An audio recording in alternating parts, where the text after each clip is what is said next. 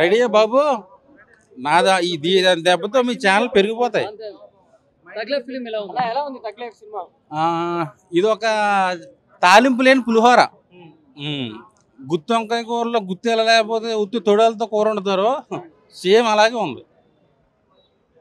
అసలు బాగా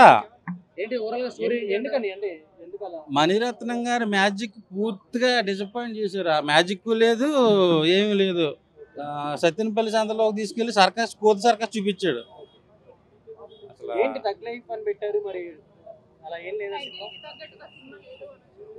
నేను భారతీయుడి సినిమా నా దృష్టిలో ఒక అటర్ ఫ్లాప్.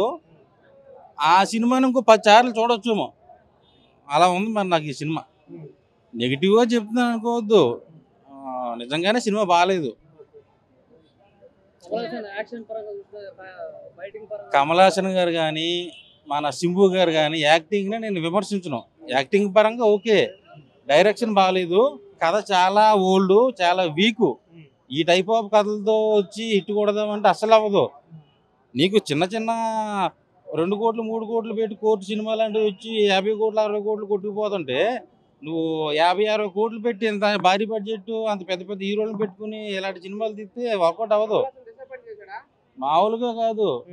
2 అంబులెన్స్లు ఉంటే పురమాయించండి, వస్తారు 2-3 సార్లు లోపల నుంచి.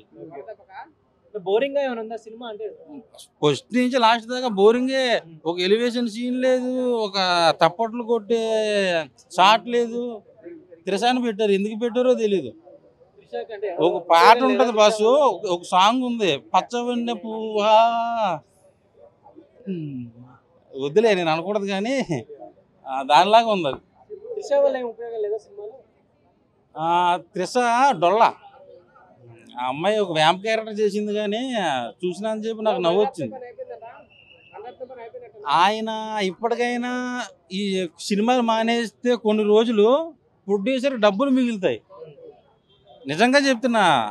ఆయన మణిరత్నం గారి పెన్నులో ఇంక్ అయిపోయింది.